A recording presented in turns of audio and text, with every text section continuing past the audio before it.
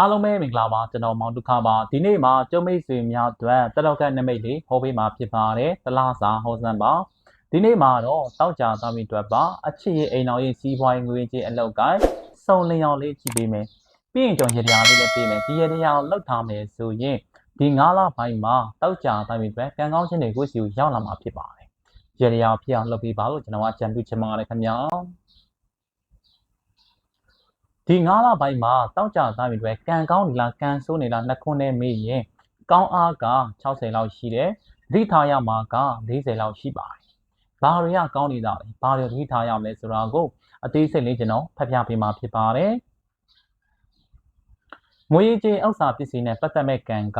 ကိုနဲ့ထက်လောက်ငွေကြေးဥစ္စာပစ္စည်းတွေဝင်လာတတ်ပါတယ်ကံနဲ့ပတ်သက်ပြီးတော့ငွေတွေထုတ်လိုက်ထိလိုက်ဝင်လာတတ်ပါတယ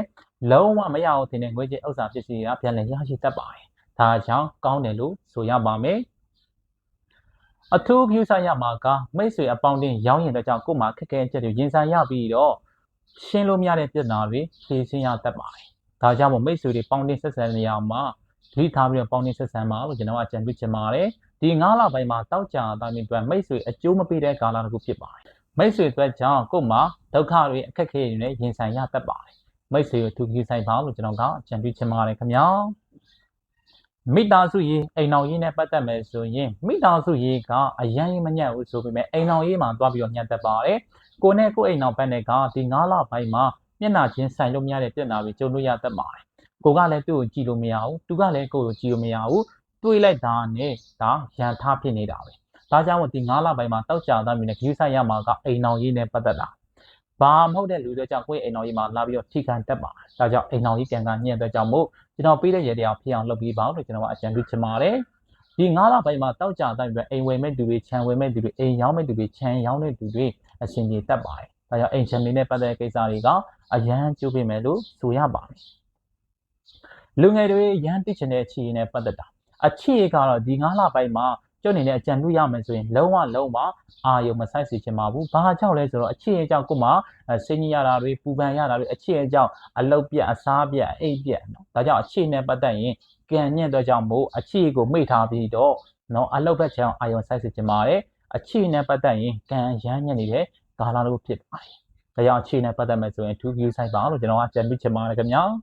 အရန်ကောင်းနေတာကကို့မှာရန်သူကြီးကြီးမားမားမရှိပါဘူးလူချစ်လူခင်များနေတဲ့ကာလတစ်ခုဖြစ်ပါတယ်အတွင်းရလည်းမရှိဘူးအပြင်ရလည်းမရှိဘူးလူမုံမများဘူးပေါ့နော်ကိုနဲ့အစင်မပြေတဲ့သူတောင်မှဒီ9လပိုင်းမှာပြန်လဲအရှင်ပြေတတ်ပါတယ်ဒါကြောင့်မို့ကို့မှာလူမုံများအတွက်ကြောင့်မို့ဒီတစ်ချက်ကတော့ကံကောင်းတယ်လို့ဆိုရပါမယ်ကျမရေးနဲ့ပတ်သက်မယ်ဆိုရင်တော့အနာဟောင်းတွေပြန်လဲထားတတ်ပါတယ်ဒါကြောင့်ယောဂဟောင်းတဲ့စီဂယူဆိုင်ပါကိုကသွေးတိုးတက်လားစီချိုတက်လားအစာရင်ဖြစ်တက်လားနော်ဒါကြောင့်ဒီယောဂတွေရှိတယ်ဆိုရင်ပြန်လဲထားတတ်ပါဒါကြောင့်အစားအသောက်အနေတိုင်းဆင်ခြင်ပါလို့ကျွန်တော်ကအကြံပြုချင်ပါတယ်ဘာသာတရားနဲ့ပတ်သက်မယ်ဆိုရင်အရန်အားကောင်းပါတယ်မိတ်ဆွေကဗုဒ္ဓဘာသာမြန်မာလူမျိုးတယောက်ဆိုရင်ကျွန်တော်အခုအကြံပေးချင်တာကမိတ်ဆွေအသိဋ္ဌာန်လေးတွေဝင်ကြည့်ပါမိတ်ဆွေဖြစ်ချင်တဲ့ဆန္ဒတွေအသိဋ္ဌာန်ဝင်ရင်အလွယ်တကူအောင်မြင်တတ်ပါတယ်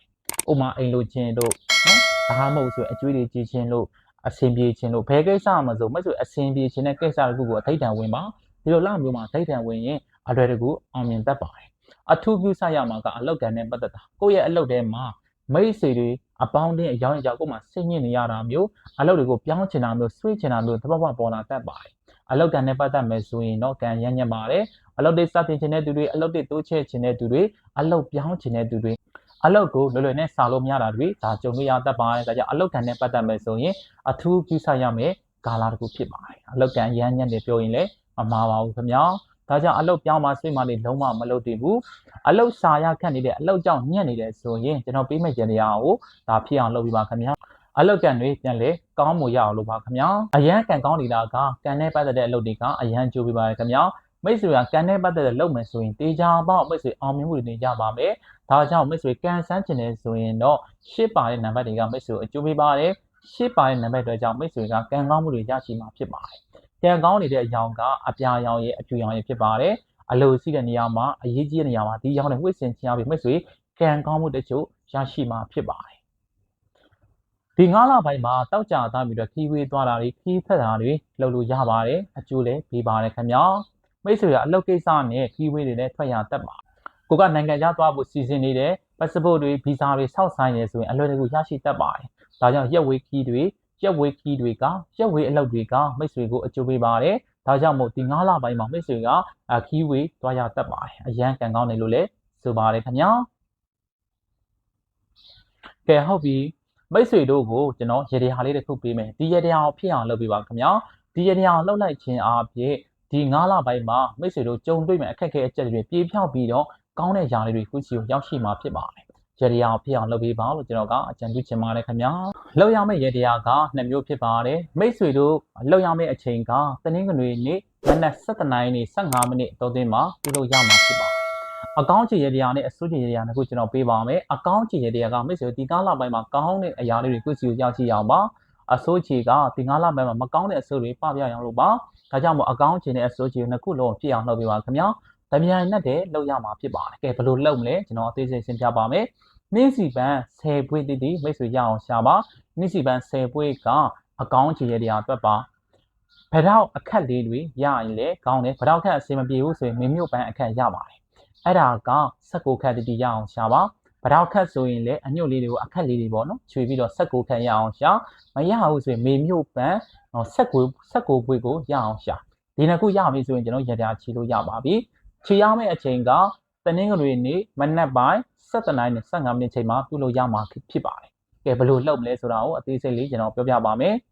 ။လုပ်ရမှာကအရန်လွယ်ကူပါတယ်။မိတ်ဆွေရဲ့အိမ်မှာဖျားเจ้าဆောင်ရှိတယ်ဆိုရင်ရပါပြီ။မရှိဘူးဆိုရင်လည်းဖျားကိုရီမှန်းပြီးတော့လုပ်လို့ရပါတယ်။ခုံလေးပေါ်တင်ပြီးပေါ့နော်။ဟုတ်ပြီနှင်းစီပန်း10ပွေကိုဖျားမှာကတ်လူမယ်။မကတ်လူချခင်မှာခဏအောင်ကြောပြောတယ်မေမျိုးပန်းသို့မဟုတ်ဗရောက်အခက်လေးတွေကိုဖျားရဲ့เจ้าဆောင်ရဲ့အနီးနားမှာချခင်းလိုက်ပါ။အဲ့ဒါကိုမိတ်ဆွေခြေထောက်နဲ့ချမြင်ပြီးတော့ခဏအောင်အစင်တဲ့လောက်ထားတဲ့နေ့စီပန်း10ပွေကိုဖျားမှာကတ်လူရမှာဖြစ်ပါတယ်။အဲ့ဒါကတ်လူပြီးတာနဲ့အဲ့နင်းနာတဲ့နော်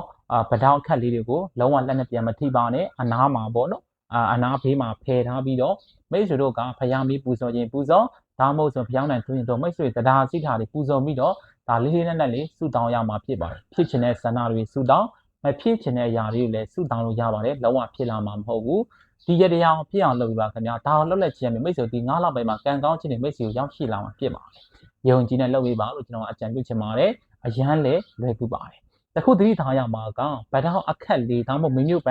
န်းလေးတွေကိုမိတ်ဆွေတို့ကအစိုးနော်နင်းချီထားတဲ့အတွက်ကြောင့်မို့မိတ်ဆွေကျွန်တော်လည်းနင်းချီလိုက်ဖြစ်တဲ့အတွက်ကြောင့်မို့လုံးဝလက်နဲ့ပြန်မကိုင်းပါနဲ့မိတ်ဆွေမဖြစ်မနေကိုင်းရမယ်ဆိုရင်လည်းဒါလက်အိတ်တွေစွတ်ပြီးတော့ကိုင်းပြီးတော့ချောင်းပြပြသွားမျောလိုက်ပါ။ဘာကြောင့်လက်အသားနဲ့တမကိုင်းခိုင်းလဲဆိုအစိုးတွေပြန်ရောက်မှာဆိုလိုပါခင်ဗျာ။ဒီရတရားလောက်လက်ချင်းအားဖြင့်